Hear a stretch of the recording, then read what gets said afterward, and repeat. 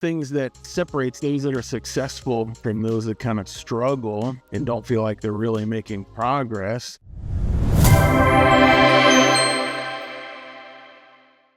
Successful people figure out a way to make progress today, okay? A way to move forward today. They're not waiting for tomorrow. They're not waiting for something to change. They're not waiting for everything to smooth out in their life. They're not waiting for the market to be perfect or a presidential election to be over or the Fed to lower rates, right? Really doesn't matter. Successful people will figure out a way to succeed today. All right. So I hope you are ready to achieve success, move forward closer to your goals today, and control everything you can. Don't worry about those external things. So one of the things that I hear from people kind of as an objection when I speak on how to raise money from everyday private lenders is they say, well, I don't know the right people. I just don't know any lenders, right? And it's natural for people to think that. We all generally would think that initially because an everyday private lender isn't lending money in real estate right now anyway. They don't know they're a private lender yet. So we need to go out and explain the opportunity and how it'll benefit them, and then they'll recognize the benefits to lending money on our deals. But usually when we get started, we don't know anybody who's a lender because they're not lenders yet. But I'm always looking for new ways to find private lenders so that I can help other people find private lenders, right? And the reality is there are everyday private lenders all around us. You know many of them. I don't care who you are, what circle you're in, what neighborhood you live in. You know plenty. All right, so here's an example of that. One of my recent deals where I borrowed money from a private lender. Actually, they were not a lender, okay? The first time I met them and how I originated that relationship was they were a seller on one of my deals and they offered seller financing.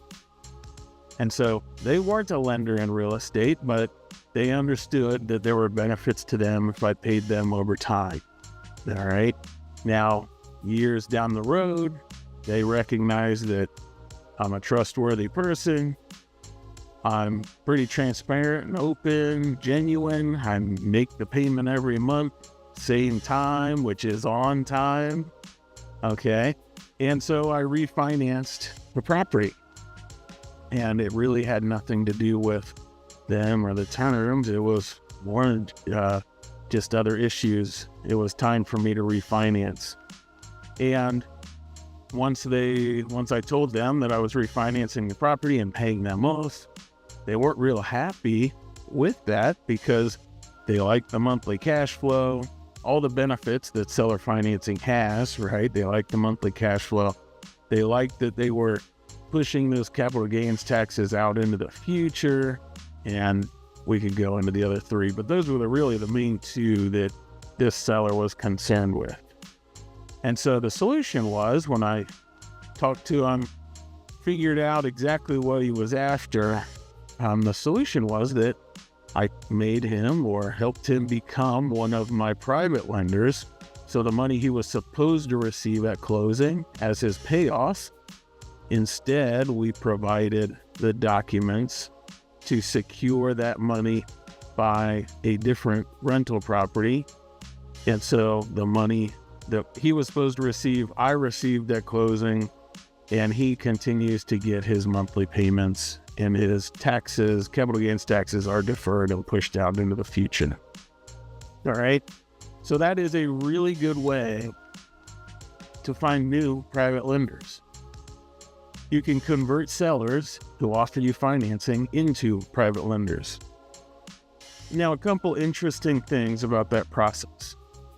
One is that the interest rate so normally when we're dealing with a, everyday private lender, kind of the bread and butter people that my clients are working with, they're comparing the interest that they receive to other investments And so 6% is better than they can get in a CD, better than a bond.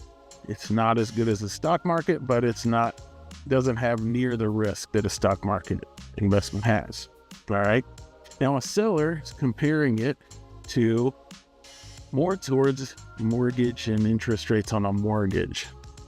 So this seller, once I was paying off his loan and we were initiating the new loan on a rental or moving that debt over to another rental, the interest rate they wanted was 5% interest. 5% interest is lower than I normally pay, but they were comparing it to the interest rate they received when we initiated the seller financing originally. Okay. And so right now you're dealing with sellers who have low interest rates. If you've got a deal where you've had seller financing for a while, probably any interest you're paying is a very low rate. And if you convert them over to a private lender, then the interest they're going to expect is going to be real comparable. It's going to be low. It's going to be real comparable to what they received before because they were happy with it at that time. Okay, so that's a perk.